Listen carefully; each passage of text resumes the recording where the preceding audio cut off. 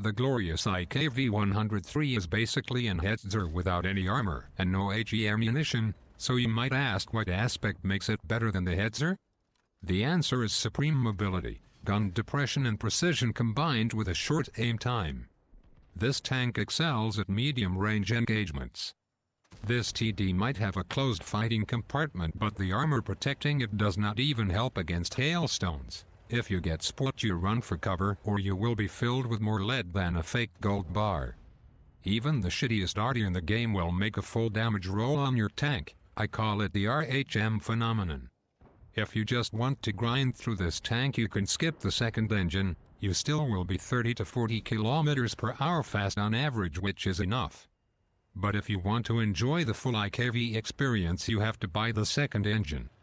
You install gun rammer, binoculars and camouflage net to increase your sneakiness and decrease the possibility to suck harder than your favorite porn actress.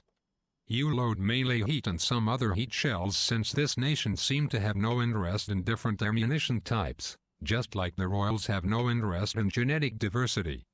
You skill your crew with camouflage, 6 cents for the commander. Your second skill will be Brothers in Arms. After that, go unlock the shitty tier 6, you cheapo. You camp bush, and if there is something you can't penetrate, you either flank it, or pray that your team is going to do the job for you. So go out there and drop 300 HP damage shells on enemies. Play like a royal pussy. That means never fight a fair fight. Make it always as unfair as possible.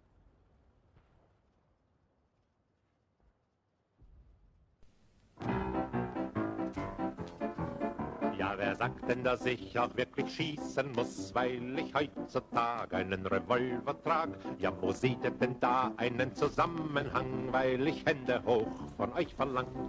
Nein, ich liebe euch und ich schieß nicht gleich. Warum habt denn ihr so schrecklich Angst vor mir? Ich bin Mensch und Christ und ein Revolver ist kein Zeichen von Gewalt, wenn ich ihn halt. Ja, wer sagt denn, dass ich auch jemand töten muss, wenn ich überdies zufällig wirklich schieß? Sagt mir, wer von euch das für eine Drohung hält, wenn die Kugel fliegt und jemand fällt? Nein, ich liebe euch und ich töte nicht gleich. Warum habt denn ihr so schrecklich Angst vor mir? Ich bin Mensch und Christ und ohne Zweifel ist ein Mord für mich sehr mies, auch wenn ich schieß. Ja, wer sagt denn, dass ich nicht eure Freiheit will, weil ich ohne Hass die Tür verrammeln lass? Wieso seht ihr das Haus als ein Gefängnis an, weil nur ich nach draußen gehen kann? Das ist kein Arrest, ich halte niemand fest. Warum habt denn ihr so schrecklich Angst vor mir? Ist die Tür versperrt, bleibt ihr unversehrt? Ja, ihr alle seid in Sicherheit. Ja, wer sagt denn, dass ich nicht euer Bestes will, wenn ich Geld verprass und euch was lernen lass? Habt ihr einmal die Schule hinter euch gebracht? Könnt ihr sehen, wie fröhlich Arbeit macht?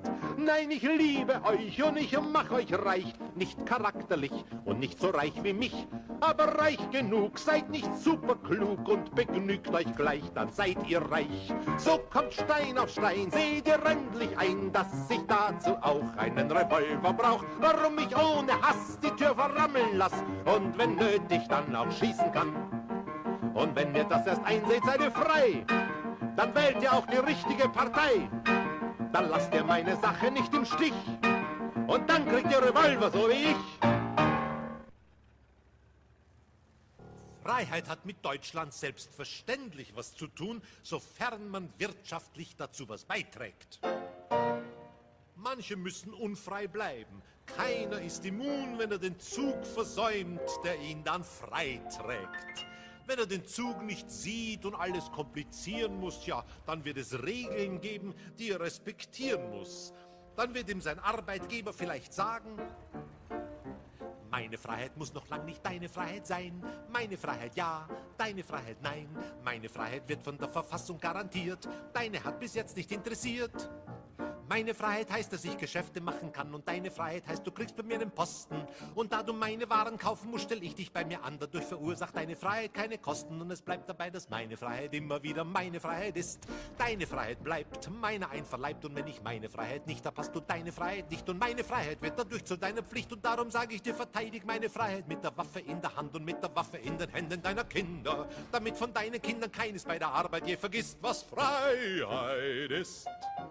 Meine Freiheit sei dir immer oberstes Gebot. Meine Freiheit bleibt treu bis in den Tod. Wenn dir das vielleicht nicht logisch vorkommt, denk an eines bloß. Ohne meine Freiheit bist du arbeitslos. Ja, Freiheit ist was anderes als Zügellosigkeit.